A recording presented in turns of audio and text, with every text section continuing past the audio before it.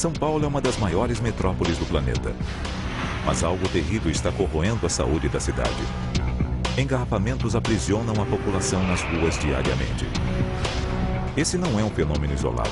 Congestionamentos gigantescos são cada vez mais comuns nas maiores cidades do mundo.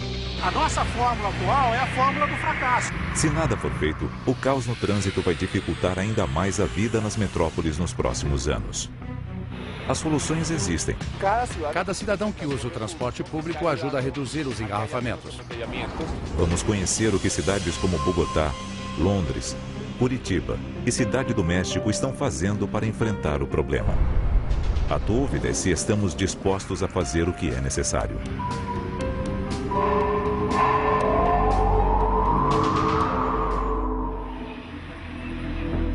São Paulo amanhece em movimento. Em poucas horas, milhões de veículos ocupam as avenidas na grande migração diária dos paulistanos em direção ao trabalho.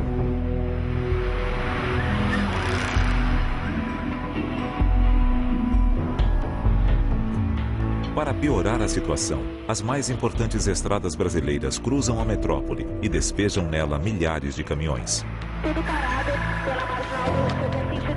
Em pouco tempo, o caos se instala. Este não é um fenômeno isolado a uma região. Estejam onde estiverem, os paulistanos têm apenas uma certeza: ficarão presos no trânsito que os tortura diariamente. Os congestionamentos aqui ultrapassam facilmente os 100 quilômetros. Mas esse pesadelo pode ser ainda maior. O recorde é de impressionantes 266 quilômetros. Nessa situação, as principais artérias da cidade ficam completamente entupidas e fazem parar o coração dessa gigantesca metrópole de quase 20 milhões de habitantes.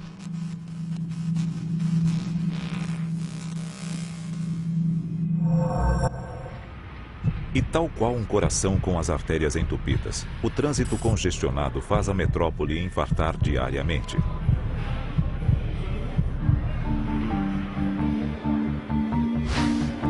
Chegou por aqui, mas algum chegou? Então, a gente já tem um local chovendo. A central de operações da Companhia de Engenharia de Tráfego é como uma sala de emergência. Diariamente, estes técnicos trabalham freneticamente para evitar que a cidade entre em colapso.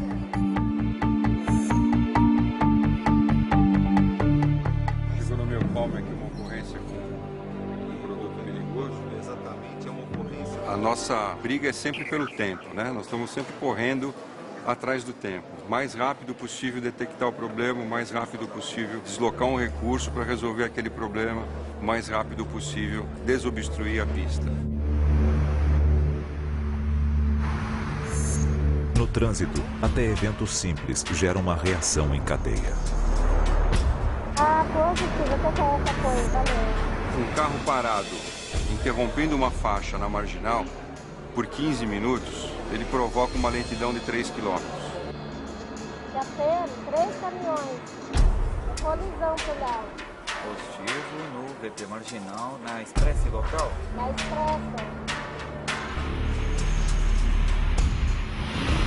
Se é uma coisa simples, ela é removida rapidamente.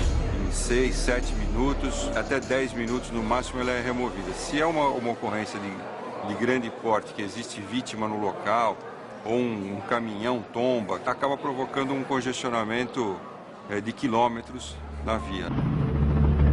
O problema é que em metrópoles como São Paulo acontecem as coisas mais estranhas. Nós sabemos que vai acontecer, só não sabemos aonde nem quando. Então, chuvas, alagamento, acidentes com obras de grande porte, essas ocorrências têm acontecido em vias de extrema importância na cidade e que não há desvio natural, né? O nosso sistema de marginais, Marginal Pinheiros e Tietê, passa 1 milhão de veículos por dia. Não existe outra via no município que comporte esse volume. São Paulo tem uma frota estimada em 6 milhões de veículos. E a situação só piora. 900 carros novos entram no sistema todos os dias. Então Então a tendência dessa frota é crescer, crescer e crescer.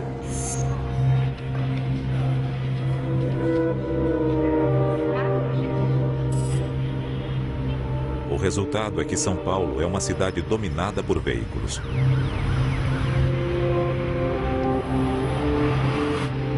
Mas isso nem sempre foi assim.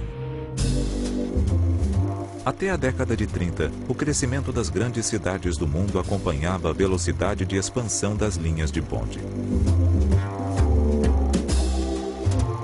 As pessoas tendiam a ir para perto dessas linhas. E os bondes, eles tinham proporcionalmente mais presença na cidade do que o metrô tem hoje, né? Praticamente para todos os bairros da cidade tinha bonde. Mas a popularização do automóvel alterou radicalmente a forma e a velocidade de expansão das cidades. O desaparecimento do bonde, introduzindo o ônibus na proporção que ele entrou, foi decisivo na desorganização da circulação e da forma de crescimento da cidade. O ônibus levou todo mundo para mais longe, ele possibilita viagens mais longe. Então, o tamanho da cidade, as proporções que ela assumiu, criaram uma situação de crescimento que a gente chama de caótico e que ele é basicamente ilimitado. Em 50 anos, São Paulo cresceu num ritmo dramático e fundiu-se com as cidades vizinhas, numa metrópole 10 vezes maior e mais populosa. O crescimento da frota de automóveis foi ainda mais vertiginoso. Na década de 50, nós tivemos 1.160% de aumento do número de automóveis na cidade. Hoje, São Paulo é um dos exemplos mais bem acabados do fracasso do modelo de cidade baseado no transporte individual. Essa é uma realidade que o comandante Hamilton conhece muito bem. Ele foi o primeiro piloto brasileiro a se especializar na produção de imagens aéreas para programas de TV.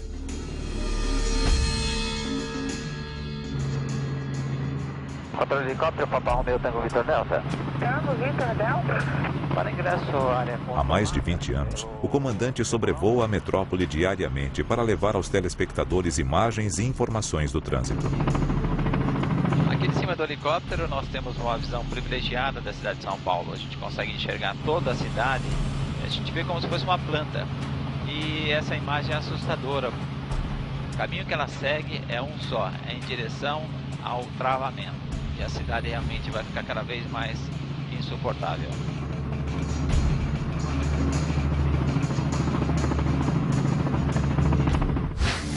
Como uma doença contagiosa, congestionamentos afetam outras metrópoles ao redor do planeta. Se continuarem nesse caminho, as grandes cidades do mundo poderão chegar a um beco sem saída. Alguma coisa precisa mudar. Quem já não pensou, preso num congestionamento, em como seria fantástico ter um carro voador?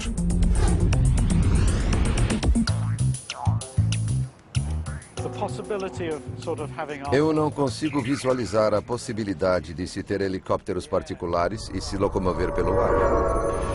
Quer dizer, isso é algo bom na imaginação das pessoas, mas não é provável que aconteça nos próximos 10, 20 ou 30 anos. No entanto, nos próximos anos veremos os carros mudarem razoavelmente. O carro ocupa um espaço considerável nas ruas, então há muitas pesquisas sendo feitas na tentativa de basicamente fazer o carro encolher. Na verdade, nós teremos um carro para uso na cidade que é metade do tamanho daquele que nós achamos que precisamos.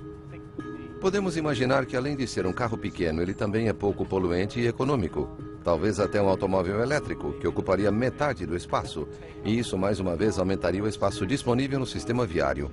And this again would release enormous capacity.